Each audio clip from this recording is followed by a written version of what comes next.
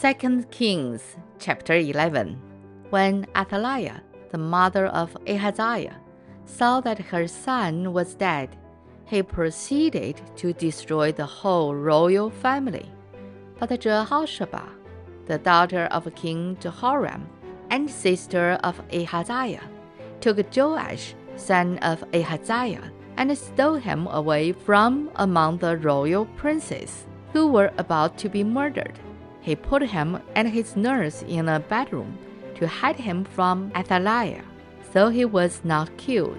He remained hidden with his nurse at the temple of the Lord for 6 years, while Athaliah ruled the land.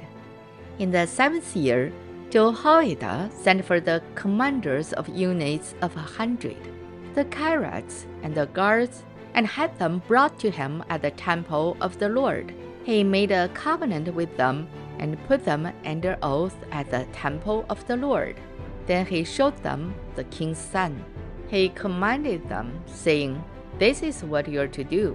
You who are in the 3 companies that are going on duty on the Sabbath, a third of you guarding the royal palace, a third at the sword gate, and a third at the gate behind the guard, who take turns guarding the temple.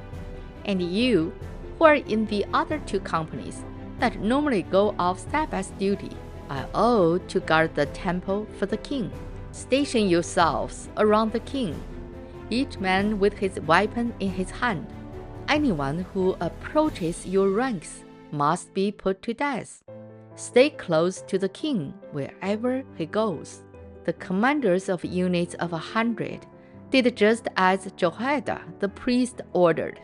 Each one took his men, those who were going on duty on the Sabbath and those who were going off duty, and came to Jehoiada the priest. Then he gave the commanders the spears and the shields that had belonged to King David and that were in the temple of the Lord. The guards, each with his weapon in his hand, stationed themselves around the king, near the altar and the temple, from the south side to the north side of the temple. Jehoiada brought out the king's son and put the crown on him. He presented him with a copy of the covenant and proclaimed him king. They anointed him, and the people clapped their hands and shouted, "Long live the king!"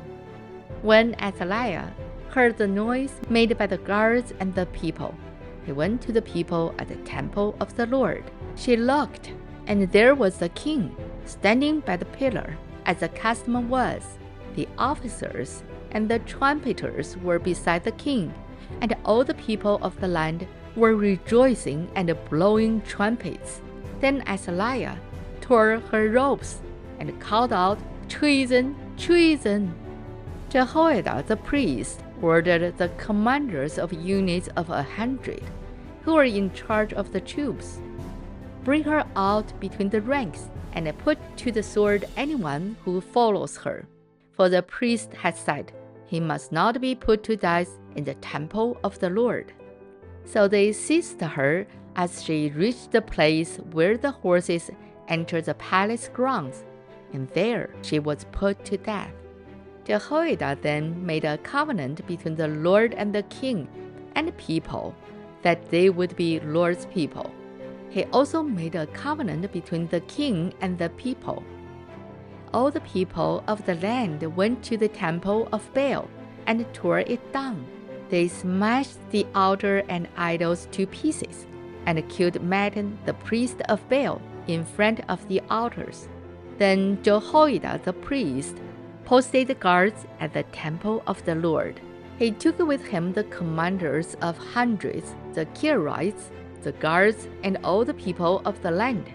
And together they brought the king down from the temple of the Lord and went into the palace, entering by way of the gate of the guards. The king then took his place on the royal throne, and all the people of the land rejoiced, and the city was quiet, because Athaliah had been slain with the sword at the palace. Joash was 7 years old when he began to reign. This is the end of 2 Kings chapter 11. 神的话语要昼夜思想，玉恩读经频道期待与您下次再见。